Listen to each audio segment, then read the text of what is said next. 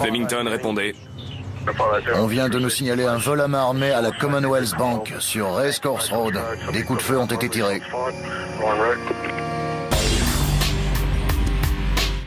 Bonjour, je suis heureux de vous retrouver pour cette nouvelle enquête impossible et je vous remercie pour votre fidélité. En Australie, un vol à main armée est commis toutes les minutes et demie. Et, comme partout ailleurs, enquêteurs et experts scientifiques s'attachent au moindre indice pour traquer leurs auteurs. Dans l'affaire qui nous préoccupe, la brigade de répression du banditisme va déployer toutes ses ressources pour mettre hors d'état de nuire 2 braqueurs redoutables. Et contre toute attente, les gangsters vont largement contribuer à assurer le succès de leur enquête.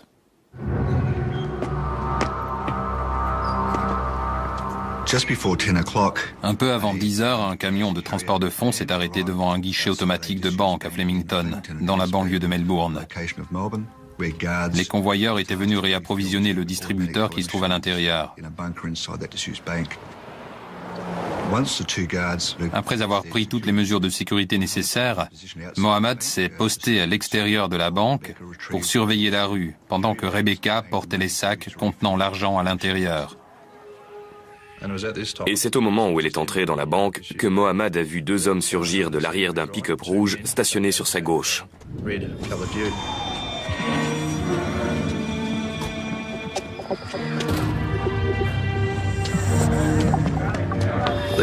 Les 2 hommes étaient armés et portaient des cagoules.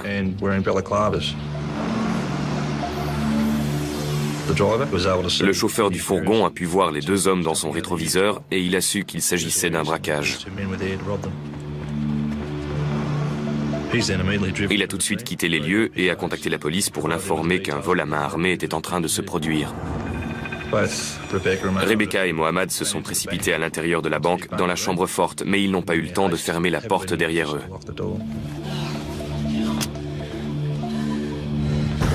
Donne-moi le fric! Un des voleurs a ouvert la porte. Donne-moi l'argent, je te dis! Le premier coup de feu a été tiré par l'un des malfaiteurs. File le fric! Il a menacé les 2 convoyeurs pour qu'ils lui donnent l'argent qui se trouvait dans les sacs à l'intérieur de la chambre forte. Mohamed et Rebecca ont fait feu pour se protéger.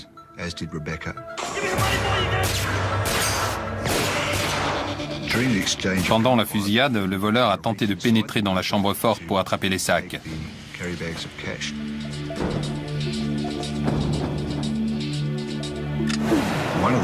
L'une des balles est passée si près de la tête de Mohamed qu'il a pu sentir la chaleur du projectile qui fusait.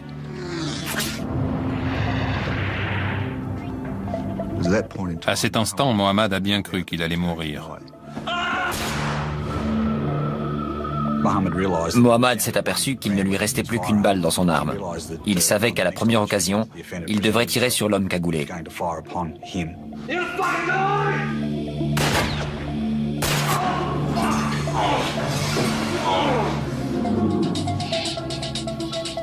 Il y a eu un silence dans la banque et Mohamed en a profité pour recharger son arme.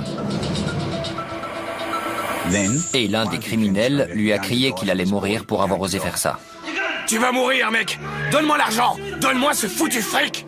Le voleur a une nouvelle fois passé la porte de la chambre forte. Rebecca se souvient avoir vu un gant jaune agripper la lanière du sac contenant l'argent. Elle a visé et tiré sur l'agresseur. Elle a cru l'avoir touché. Il y a eu une courte pause et les convoyeurs ont compris que les 2 hommes étaient partis.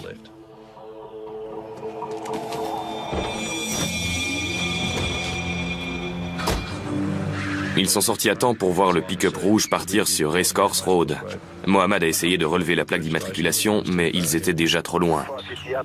On a 2 criminels armés. On pense que l'un d'entre eux a été touché 2 fois, probablement à l'avant-bras. Le braquage d'une extrême violence s'est déroulé en quelques minutes. Faisant preuve d'un sang-froid exemplaire, les convoyeurs de fonds ont rempli leur mission sans défaillir. Des experts de la police scientifique se rendent immédiatement sur les lieux pour recueillir les premiers indices. Si Rebecca a touché à 2 reprises l'un des agresseurs, il a sans doute laissé sa carte de visite sur le sol de la banque. À l'extérieur de la banque, il y avait 2 morceaux de bois sur la route et on a pu y relever un peu de sang. Il y avait aussi des gouttes de sang sur le carrelage juste à l'entrée de la banque.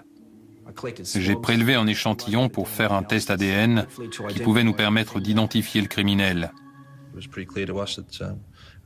On savait qu'on avait affaire à des criminels expérimentés. Mais avec un peu de chance, cette personne serait enregistrée dans nos fichiers. En attendant les résultats, les enquêteurs tentent d'étudier d'autres pistes.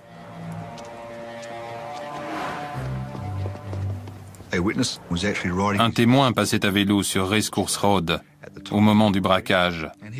Il a vu deux hommes cagoulés et armés se précipiter à l'intérieur de la banque.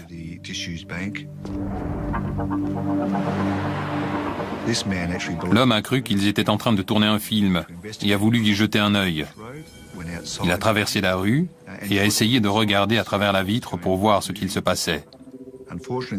Malheureusement, le reflet sur la vitre ne lui a pas permis de voir ce qu'il se passait à l'intérieur, mais il a entendu plusieurs coups de feu. Et à ce moment-là, il ne savait plus si c'était un film ou un vrai braquage. Il s'est éloigné de la devanture, et c'est là que les deux voleurs sont sortis de la banque et ont sauté dans le pick-up rouge avant de disparaître sur Racecourse Road. Ce témoin a eu le temps de relever la plaque d'immatriculation du véhicule. Un témoin a identifié la voiture. Il s'agit d'un pick-up rouge. Et une rapide vérification confirme que la voiture rouge a été volée. Elle est retrouvée quelques minutes plus tard. Mais permettra-t-elle de rassembler suffisamment de preuves pour arrêter les criminels ? La police recherche un homme armé et blessé ce matin lors d'un braquage. Deux hommes cagoulés ont volé près de 100 000 € en liquide après avoir tendu une embuscade à deux convoyeurs de fonds venus remplir les distributeurs automatiques. Tous les coups de feu ont été tirés à l'intérieur de la banque. Aucun passant n'aurait pu être touché, mais c'était une tentative très risquée de la part des criminels. J'ai été contacté par les techniciens de scène de crime pour une affaire de fusillade et de vol à main armée à Flemington. Quand je suis arrivé sur place, c'était un véritable carnage à l'intérieur. Il y avait 14 impacts de balles dans la banque.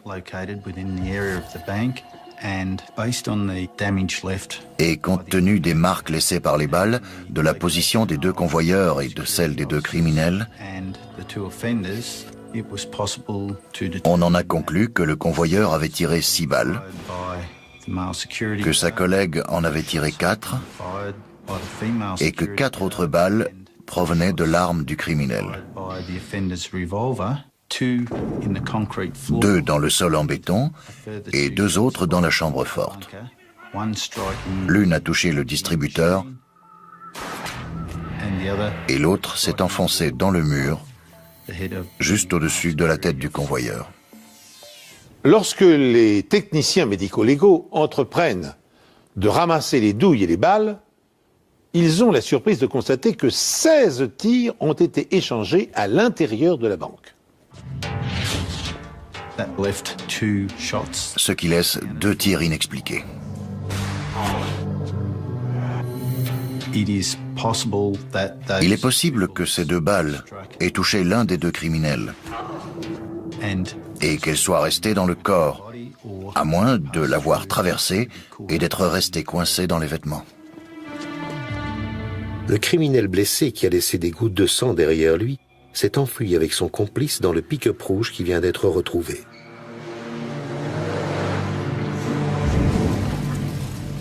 On a localisé la voiture, elle est en feu sur Mulgrave Street. On a au moins 3 ou 4 témoins qui ont poursuivi les criminels.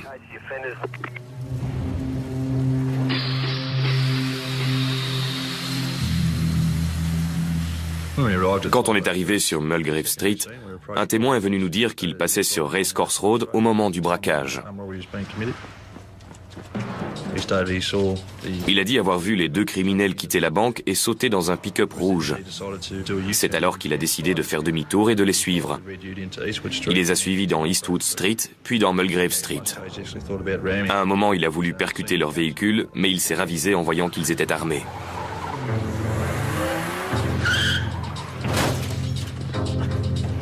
Il a vu la voiture percuter de plein fouet une barrière et le plus grand des deux hommes sortir de l'arrière du pick-up. L'autre homme a retiré sa cagoule, mais le témoin était trop loin pour pouvoir faire une description détaillée de son visage. Ensuite, il a vu le plus petit des deux verser un liquide sur la voiture avant d'y mettre le feu.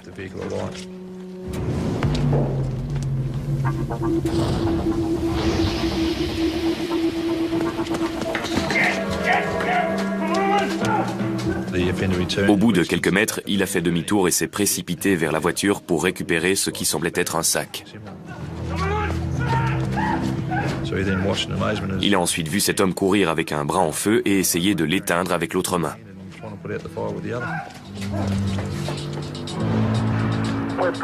Deux criminels à pied se dirigent vers le sud dans une ruelle perpendiculaire à Mulgrave Street. En mettant le feu à la voiture, les agresseurs voulaient détruire toutes les preuves. Malheureusement pour eux, le feu n'a pas...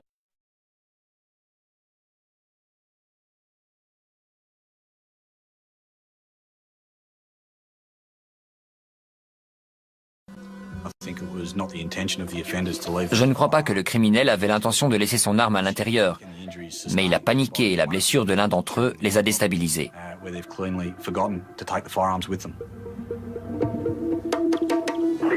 Il y a des taches de sang dans la ruelle. Nous demandons la permission de suivre les traces plutôt que de faire appel à la brigade cynophile.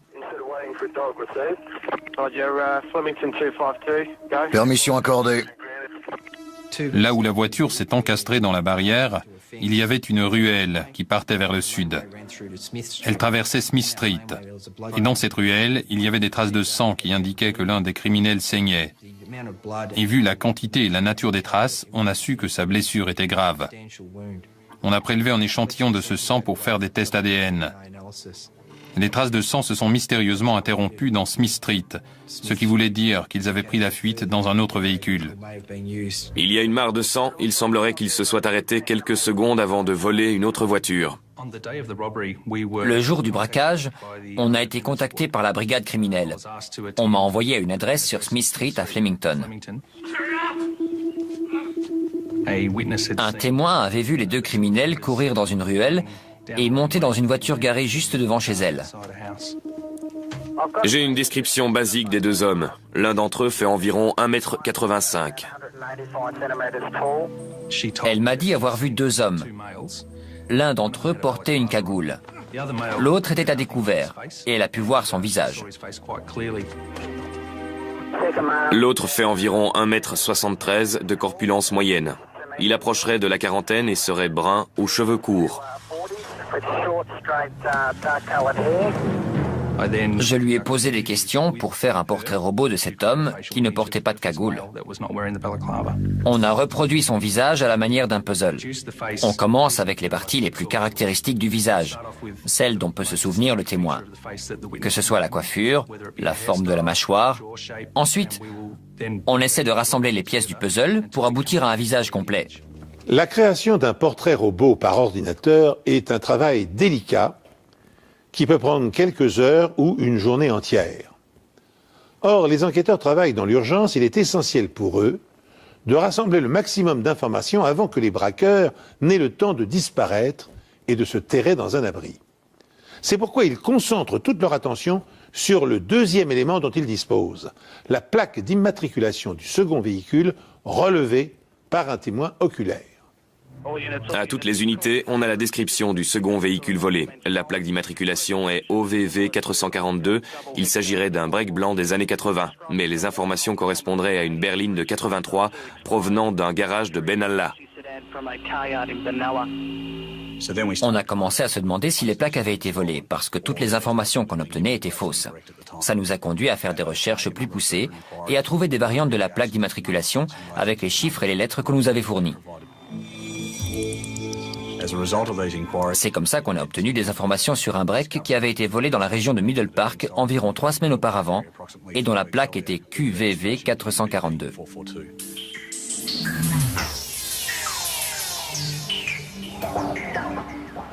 L'erreur est rapidement corrigée, mais les criminels ont déjà pris de l'avance. Malheureusement pour eux, ils ont choisi la mauvaise voiture et la mauvaise porte de sortie. Quelques minutes après le braquage, la police a compris qu'elle a affaire à des professionnels. Et puisqu'en volant les 100 000 €, l'un d'entre eux a été blessé, la police a mis tous les hôpitaux de la région en état d'alerte. Elle cherche aussi activement le second véhicule de fuite.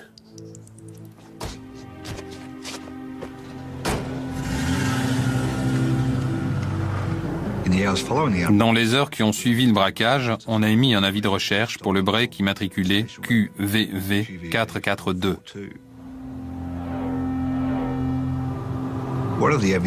L'une des pistes susceptibles de nous fournir des informations était le nouveau système de péage de Melbourne. Les voitures équipées d'un dispositif peuvent emprunter une voie réservée qui leur permet de passer le péage sans s'arrêter, moyennant un abonnement. Mais si la voiture n'est pas équipée, des caméras détectent la fraude et le coupable devra payer une amende.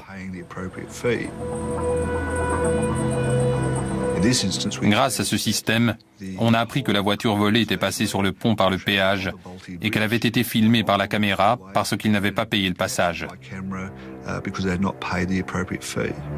10 minutes après le braquage, les gangsters franchissent le péage de l'autoroute à la sortie de Melbourne, ce qui leur donne accès à de nombreuses banlieues où ils peuvent se cacher. Pendant que des agents de police locale les recherchent activement, une équipe d'experts examine le premier véhicule carbonisé. À ce stade de l'enquête, on n'avait aucune idée de l'identité des deux criminels responsables du braquage. On est retourné voir le premier véhicule volé. La zone avait été sécurisée pour sauvegarder les preuves qui pouvaient se trouver dans le véhicule et nous permettre d'identifier les voleurs. En examinant la voiture, on a trouvé une corde et une paire de gants que le voleur portait probablement au moment du braquage.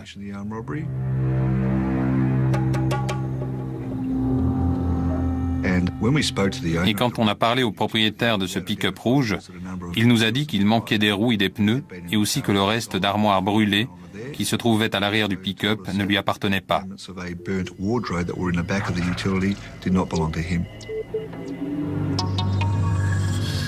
On a réinterrogé les gens du quartier où la voiture avait été volée.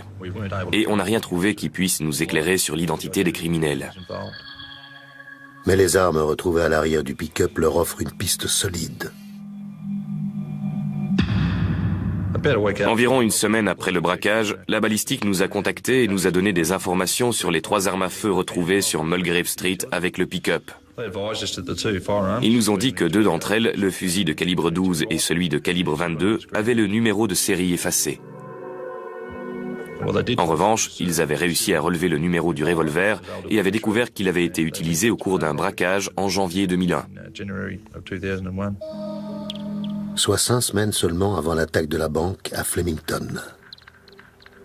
Les convoyeurs et les clients de la banque ont été obligés de se coucher sur le sol sous la menace d'une arme quand les voleurs se sont emparés d'un camion blindé à Toorak.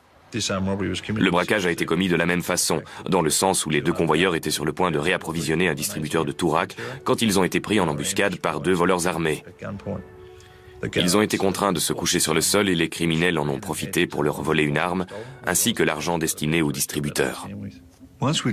Quand on a découvert que le revolver utilisé dans le braquage de Flemington avait été volé à un convoyeur lors du précédent braquage, on a su qu'on avait affaire à des criminels qui avaient au moins commis 2 actes de ce genre.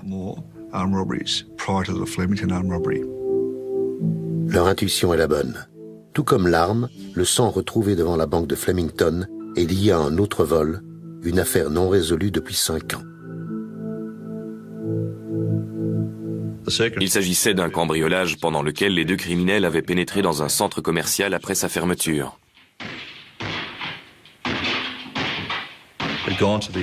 Ils étaient entrés dans une bijouterie en brisant une fenêtre. Ils avaient ensuite cassé plusieurs vitrines et l'un d'entre eux s'était coupé.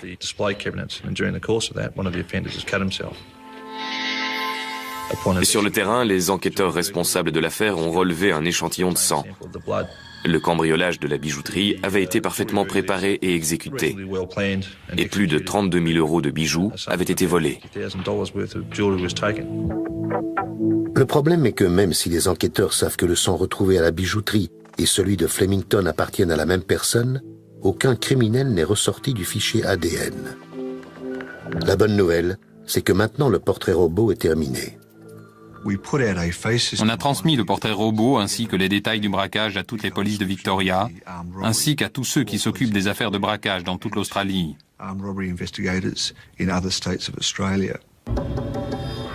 De nombreuses réponses ont commencé à affluer et on a pu établir une liste de suspects. On a envoyé un email général en précisant qu'un des criminels avait été blessé et qu'il avait probablement besoin de soins. On a reçu des informations de la police locale de Rye sur un certain Brian Gardner qui avait besoin de soins.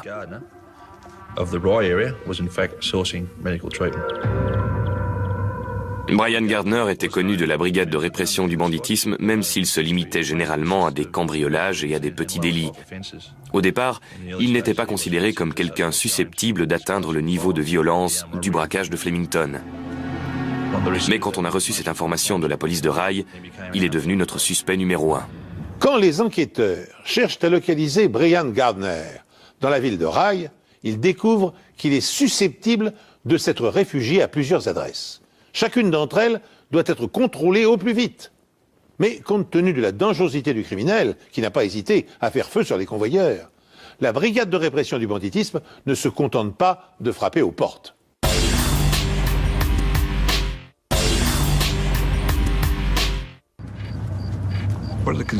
La brigade savait qu'elle recherchait un homme probablement armé, désespéré et blessé, et susceptible d'utiliser une arme pour ne pas se faire prendre.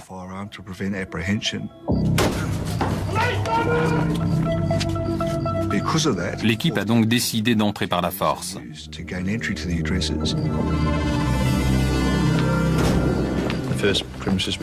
La première maison qu'on a fouillée était inoccupée. Et dans les 2 heures qui ont suivi, on a pénétré dans plusieurs autres maisons, sans succès. On n'a retrouvé Gardner nulle part. Le suspect a-t-il eu le temps de s'enfuir? A-t-il su que la police allait débarquer? À moins que la police n'ait été mal renseignée.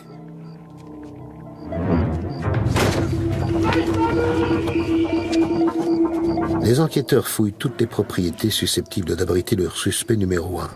Mais toutes leurs tentatives se soldent par un échec. On a cerné toute la zone autour de Rye pour s'assurer que toutes les sorties et tous les points d'accès de la ville étaient sous la surveillance de la brigade, au cas où Gardner apprendrait qu'on le recherche et qu'il tenterait de quitter la région. On a eu plusieurs autres adresses auxquelles on s'est intéressé.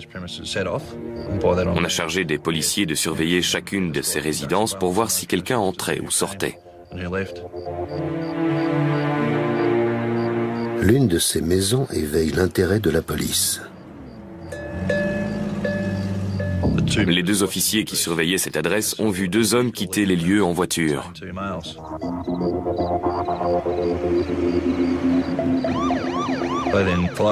Ils ont décidé de les suivre pour les intercepter quelques kilomètres plus loin.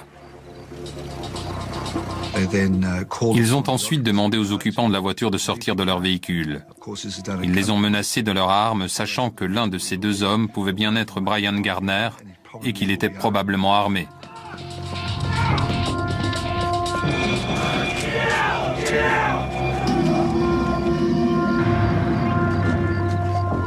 L'un des officiers s'est ensuite approché de l'arrière de la voiture où il a vu une personne couverte d'une sorte de couverture blanche.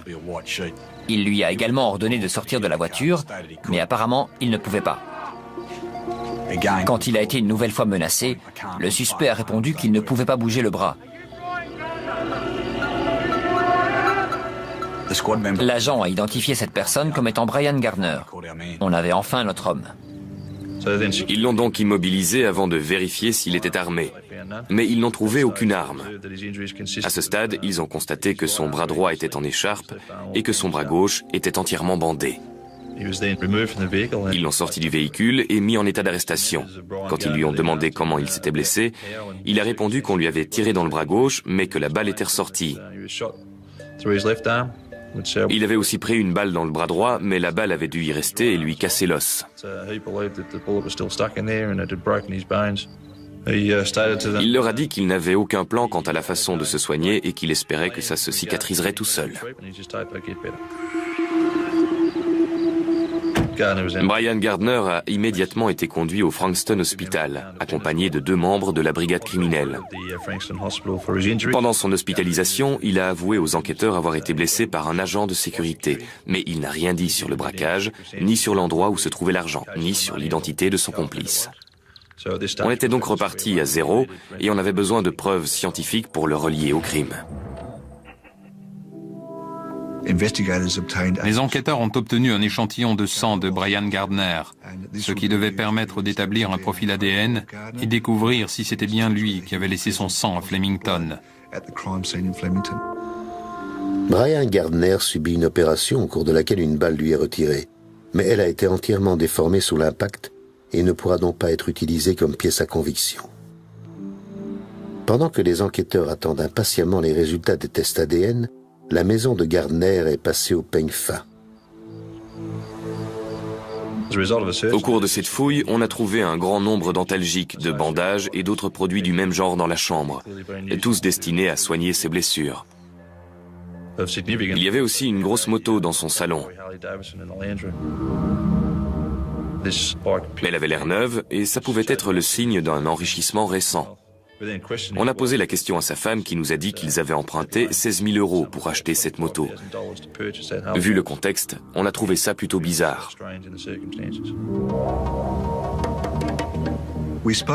On a parlé à l'ancien propriétaire de la moto qui nous a fourni un certain nombre d'informations. Il nous a dit que Gardner était venu chez lui pour acheter la moto 2 semaines environ avant le braquage. Gardner lui a donné un acompte et lui a dit qu'il aurait bientôt le reste de l'argent et qu'il reviendrait à ce moment-là pour payer la moto.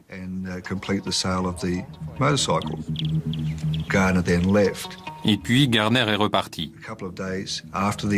2 jours après le braquage, la femme de Gardner est allée chez le propriétaire de la moto pour payer les 16 000 € qu'il restait à verser.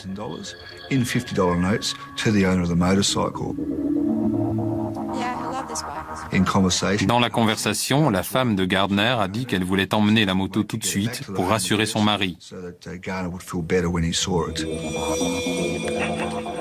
La découverte de la moto expliquait au moins 16 000 € du braquage. Mais le reste de l'argent était introuvable. À ce stade, on ne savait pas où il avait mis l'argent, ou ce qu'il en avait fait. Après avoir été interrogé dans sa chambre d'hôpital, Gardner est inculpé de tentative de meurtre, vol à main armée et vol de voiture. Pour autant, les policiers sont inquiets. Parviendront-ils à rassembler les preuves matérielles suffisantes pour maintenir leur chef d'accusation devant un tribunal? La nuit de l'arrestation de Brian Gardner a été plus chargée que prévu. Les enquêteurs ont appris un peu plus tard ce soir-là que le break blanc qu'ils recherchaient a été repéré à moitié calciné sur le parking qui se trouvait derrière la banque.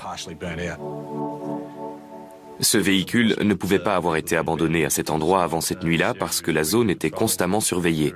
C'est une zone très fréquentée où la police patrouille régulièrement. On était plutôt satisfait d'apprendre qu'elle avait été abandonnée cette nuit-là. Il y avait 2 façons de voir les choses à ce stade. Soit le criminel s'était dit qu'il fallait se débarrasser de toutes les preuves à ce moment précis, soit c'était pour narguer la police, du genre « arrête-moi si tu peux ».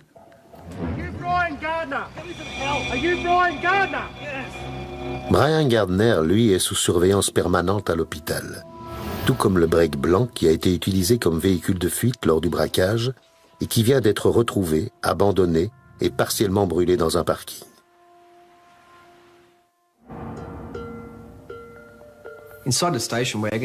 À l'intérieur du break, on a retrouvé des pneus et des planches de bois.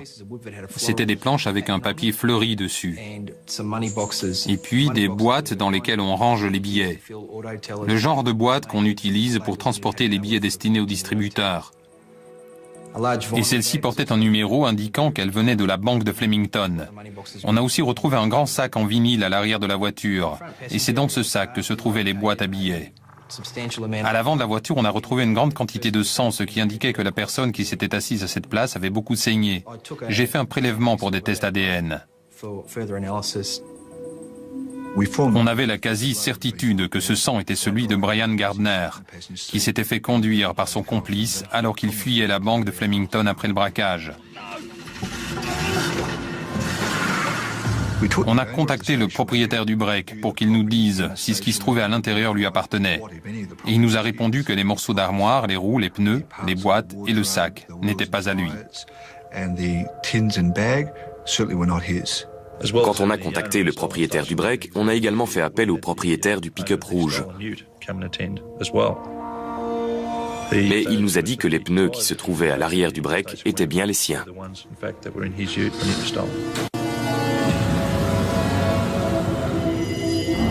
Avec cet incendie manqué, la police a désormais un lien entre les deux véhicules.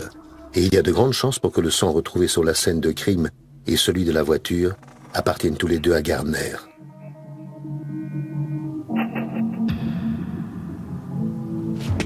Mais pour le moment, la police n'a aucun indice sur l'identité de son complice. On n'avait aucune idée de l'identité du complice.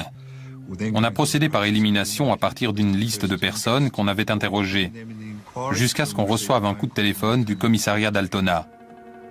Une personne du nom de Michael Coates s'était présentée au poste de police en disant que la brigade de répression du banditisme voulait lui parler au sujet d'un braquage à Flemington. On a trouvé ça bizarre. Pourquoi quelqu'un se présenterait-il au commissariat sans savoir ce qu'il s'était passé à Flemington? C'était vraiment très étrange et il fallait absolument qu'on étudie cette piste. Une fois au commissariat d'Altona, j'ai remarqué que Michael Coates ressemblait beaucoup à la description et au portrait robot du témoin de Flemington. Michael Coates a été placé en état d'arrestation au cas où les aveux qu'il ferait puissent être utilisés au cours d'un procès. Je vais vous interroger au sujet d'un braquage à main armée. Mais avant de poursuivre, je dois vous dire que vous avez le droit de garder le silence et que tout ce que vous direz pourra être retenu contre vous. Vous comprenez ? Oui. Pendant l'interrogatoire de Michael Coates, j'ai tout de suite demandé pourquoi il s'était présenté à la police. Et il a dit qu'il avait lu un article de journal à propos d'un homme qui avait été blessé au cours d'un braquage à Flemington.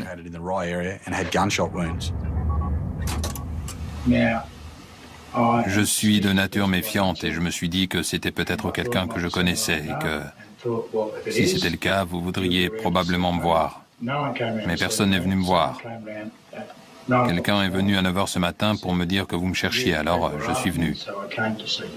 Cette personne était un agent de police ? Non. Ok, on n'est pas là pour jouer aux devinettes, alors on aimerait bien comprendre. La personne du journal, c'était qui d'après vous ?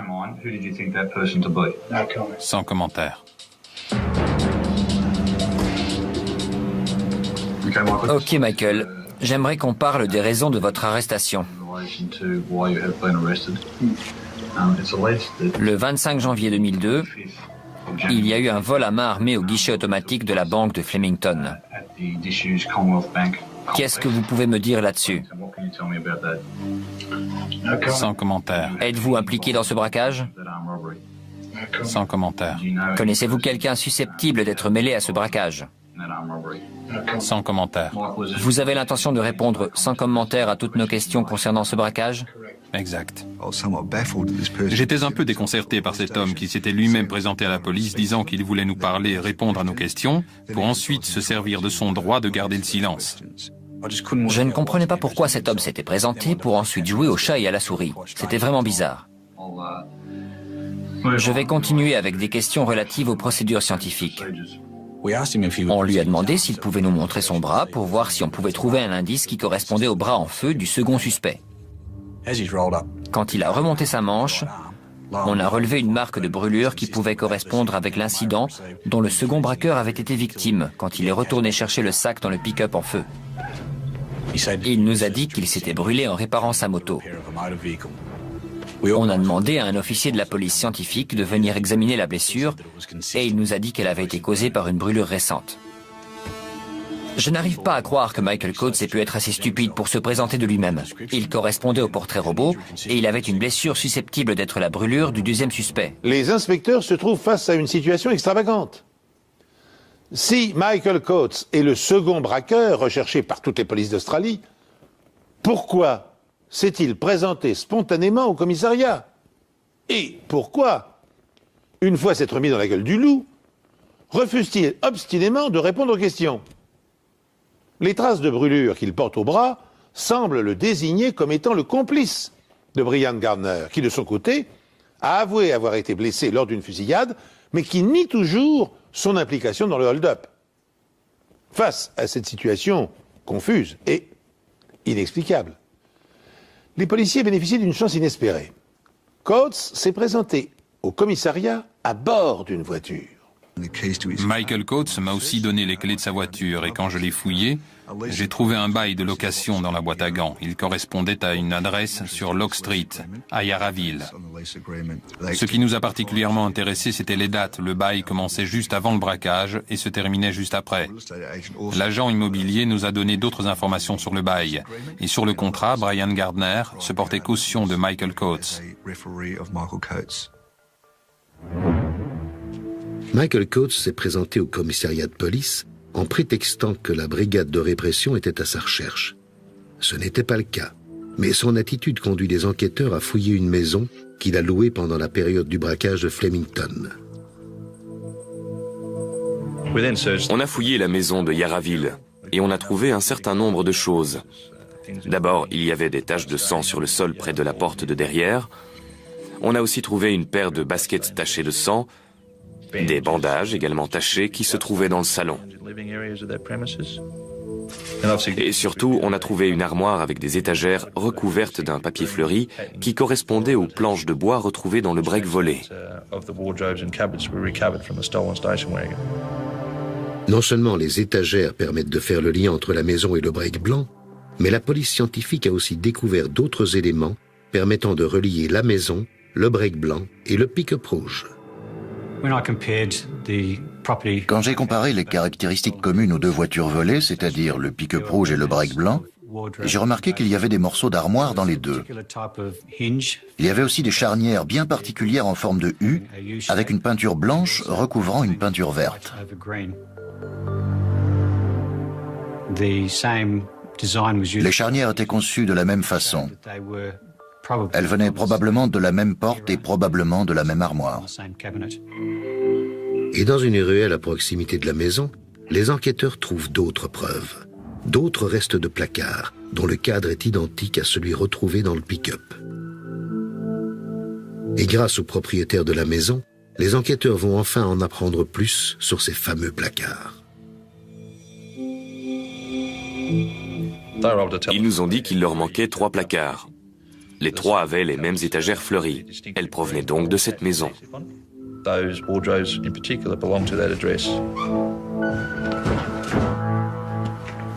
Au moment du vol, la maison était louée par Michael Coates. Tout concordait. Et les rapprochements ne s'arrêtent pas là. Dans le garage qui se trouve derrière la maison, on a trouvé un morceau de corde. Et on a tout de suite vu qu'il s'agissait de la même corde que celle retrouvée à l'arrière du pick-up rouge. Cette corde avait la même taille et la même structure que la corde retrouvée dans le pick-up. J'ai pu en conclure qu'il y avait de grandes chances pour que ce soit les mêmes. Dans le garage, les enquêteurs retrouvent également des traces de pneus. L'une d'entre elles correspond parfaitement avec les pneus du break. Mais cette voiture n'est pas le seul véhicule relié à la maison louée par Coates. Des membres de la brigade de répression du banditisme ont interrogé tous les habitants de Locke Street et ils ont pu trouver quelques témoins. L'un d'entre eux a repéré une berline jaune moutarde garée devant la propriété au moment où a eu lieu le braquage de Flemington.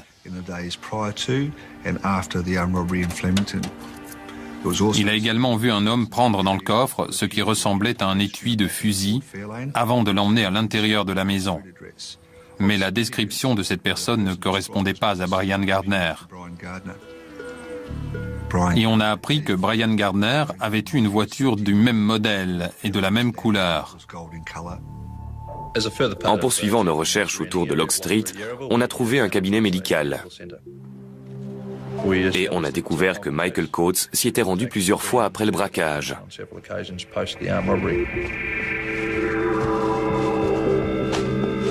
et qu'il avait obtenu une ordonnance pour des antalgiques. Et c'était une information très importante parce qu'il était clair que ces antalgiques étaient destinés à soigner Gardner, qui avait été blessé par balle. Brian Gardner et Michael Coates sont donc bien passés dans cette maison. Et, plus important, les résultats des tests ADN de Brian Gardner reviennent enfin. Son sang correspond à celui retrouvé dans le break blanc dans la ruelle près de l'endroit où le pick-up a été brûlé et à celui prélevé à l'extérieur de la banque. En s'appuyant sur cette accumulation de preuves matérielles, les policiers confirment leurs accusations. En attendant de comparaître devant une cour, Brian Gardner est maintenu en garde à vue pour vol à main armée et tentative de meurtre sur 2 convoyeurs de fonds. Son ADN en établit la preuve formelle. En revanche, Michael Coates ne peut être accusé que de complicité. Mais les enquêteurs sont loin d'avoir dit leur dernier mot. Une fois qu'on a obtenu toutes les preuves relevées à Locke Street, on s'est ensuite adressé aux témoins qui avaient vu le criminel sans sa cagoule. On lui a montré une série de photos sur lesquelles elle a été capable de l'identifier. Michael Coates était bien la personne qu'elle avait vue dans la ruelle le jour du braquage. On avait donc des preuves suffisantes pour accuser Michael de vol à main armée. On est ensuite allé le chercher à son domicile de Mount Street pour l'arrêter et le conduire auprès des enquêteurs de brigade de répression du banditisme, où on lui a donné l'opportunité d'expliquer ses actes s'il le souhaitait. Ok Michael, on sait que vous et Brian Gardner êtes allés à la banque de Flemington où vous avez été confrontés à 2 convoyeurs de fonds venus réapprovisionner les distributeurs. Qu'est-ce que vous avez à dire là-dessus? Ce n'était pas moi. On sait qu'à la suite de ce braquage, une certaine somme, environ 100 000 €, a été volée. Vous avez quelque chose à dire? Je ne sais pas de quoi vous parlez. À ce moment-là, on vous a également vu fuir avec Gardner, dans un pick-up volé. Il était rouge et il était garé à côté de la banque. L'immatriculation est DVC 574. Vous avez quelque chose à dire à ce sujet? Ce n'était pas moi. Le braquage était parfaitement préparé et parfaitement exécuté, jusqu'à ce que Gardner se fasse tirer dessus. À partir de là, les choses ont mal tourné. La fuite ne s'est pas passée comme prévu. Ils ont eu un accident avec le pick-up, ils y ont mis le feu et ont laissé leurs armes à l'intérieur. Ils avaient même laissé l'argent et Michael Coates s'est brûlé en essayant de le récupérer. Ça a carrément viré au cauchemar. Ils n'avaient pas de deuxième véhicule sous la main, il fallait qu'ils improvisent. Rien ne s'est passé comme prévu à partir du moment où ils ont quitté la banque. On a pu inculper Michael Coates pour vol à main armée, tentative de meurtre et le vol des 2 voitures utilisées pour fuir avec les 100 000 € de la banque. Il a donc été placé en détention provisoire avec son complice Brian Gardner. Vous avez quelque chose à dire concernant les accusations portées contre vous? Sans commentaire. Vous avez d'autres déclarations à faire concernant cette affaire? Non. Je ne comprends vraiment pas pourquoi Michael Coates s'est présenté au commissariat d'Altona. On a plusieurs théories là-dessus. Il a peut-être eu le culot de croire que même si on découvrait la vérité, on n'aurait pas les preuves suffisantes pour le condamner. J'avoue que je me pose encore la question, mais là où il est maintenant, je crois qu'il va avoir le temps d'y penser et de s'apercevoir que ça a été sa plus grosse erreur. Au procès, les 2 hommes plaident non coupables pour la tentative de meurtre. Mais contrairement à son complice, Brian Gardner plaide coupable pour le vol à main armée et le vol de voiture. Ils sont condamnés pour ces 2 chefs d'accusation. Curieusement, à défaut de preuves balistiques, ils parviennent à se faire acquitter de la tentative de meurtre sur les convoyeurs. Gardner a été condamné à une peine de 8 ans de prison contre 7 ans pour Coates. Mais le cabinet du procureur de l'État de Victoria a fait appel et leurs peines ont été alourdies à 11 ans de prison ferme sans remise de peine avant 8 ans. Coates et Gardner ne pourront pas espérer sortir de prison avant 2010. Gardner a également été condamné pour l'affaire du cambriolage de la bijouterie dans laquelle il a plaidé coupable. Et pour ça, il a pris 1 an de plus. Mais malheureusement, on n'a pas pu rassembler assez de preuves pour le braquage de Toorak et l'enquête est encore en cours. Les 2 convoyeurs de fonds qui se sont retrouvés au milieu du braquage de la banque de Flemington ont quitté leur travail. Brian Gardner, le responsable de leur traumatisme, en portera la cicatrice sur son bras droit. Il ne pourra probablement plus jamais conduire une moto. Le reste de l'argent n'a jamais été retrouvé. Préparé comme une mécanique parfaitement huilée, le hold-up a bien failli se dérouler comme les gangsters l'avaient prévu. Mais c'était sans compter sur le courage de Mohamed et Rebecca, les convoyeurs de fonds. En blessant Gardner, ils ont fait déraper l'opération. Les traces de sang, la récupération de l'épave de la première voiture volée, les armes et les objets divers ont conduit les policiers à l'arrestation de Brian Gardner. Par ailleurs, la réaction de Michael Coates demeure un mystère. Pourquoi? Mais pourquoi s'est-il livré spontanément? Pourquoi a-t-il pris le risque de se faire arrêter? Provocation? Désir de narguer la police? Besoin de savoir si son complice l'avait dénoncé? Depuis des années, aucune explication satisfaisante n'a répondu à ces questions. Et c'est sur cette énigme que se termine cette émission. Je vous remercie de l'avoir suivi et je vous donne rendez-vous prochainement sur cette antenne, bien sûr, pour une nouvelle enquête impossible.